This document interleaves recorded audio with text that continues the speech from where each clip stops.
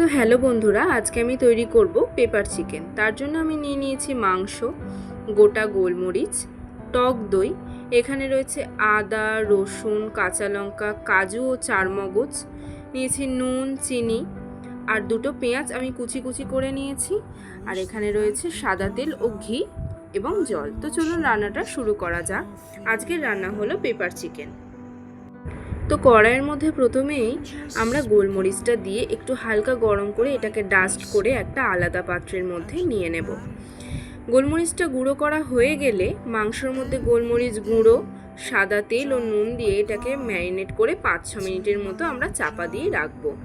এরপর কড়াইয়ের মধ্যে আমরা দিয়ে দেব সাদা তেল, এর মধ্যে দিয়ে দেবো 1 চা চামচ ঘি, দিয়ে এটা যখন গরম হয়ে যাবে এর মধ্যে দিয়ে দেবো কুচি করে রাখা পেঁয়াজটা। পেঁয়াজটা যখন একটু হালকা পিঙ্কিশ টাইপের হয়ে যাবে তখন আমরা চারমগজ, কাজু, আদা, রসুন ও লঙ্কাটা দিয়ে এটা একটু ভালোভাবে ভাজা ভাজা করে নেব। ভাজা ভাজা করে নেওয়ার পর এর মধ্যে জল দিয়ে জলটা ভালো করে টানিয়ে একটা পাত্রের মধ্যে তুলে ওটাকে ঠান্ডা করে নিয়ে ওর মধ্যে জিরে গুঁড়ো, টক দই দিয়ে এটাকে একটা পেস্ট তৈরি করে নেব। তো পেস্টটা তৈরি করে নেওয়ার পর কড়াইয়ের মধ্যে তেল দিয়ে আমরা এর মধ্যে গোটা দারচিনি ফোড়ন দিয়ে ম্যারিনেট করা মাংসটা দিয়ে ভেজে নিলাম। মাংসটা যখন হালকা ভাজা ভাজা হয়ে যাবে এর মধ্যে এই পেস্টটা যেটা আমি বানিয়ে নিয়েছি সেই পেস্টটা দিয়ে এটাকে ভালোভাবে একটু কষিয়ে নেব যতক্ষণ না এটা তেলটা ছাড়ে। তো এটা তেল ছেড়ে দিয়েছে।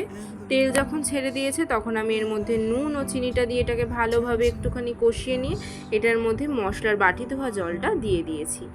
জলটা দিয়ে দেওয়ার পর এটাকে 7-8 মিনিটের মতো একটু লো ফ্লেমে চাপা দিয়ে রেখে খুলে নিলাম। 5 মিনিট পর দেখুন কত সুন্দর হয়েছে। এটাকে এবার হাই ফ্লেমে কিছুক্ষণ ধরে একটু টানিয়ে নেব জলটা। তো জলটা কিছুক্ষণ টানিয়ে নেওয়ার পর একদম লাস্ট পর্যায়ে আমরা দিয়ে দেব গোলমরিচ গুঁড়োটা। এটা কিন্তু একদম লাস্টে দিতে হবে, তাতে এর ফ্লেভারটা খুব ভালোভাবে আসবে।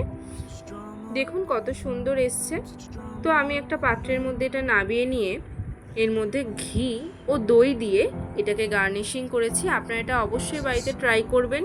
রুটি ও পরোটার সঙ্গে এটা খুবই ভালো লাগে খেতে। Thanks for watching. দেখা হবে পরের একটা ভিডিওতে।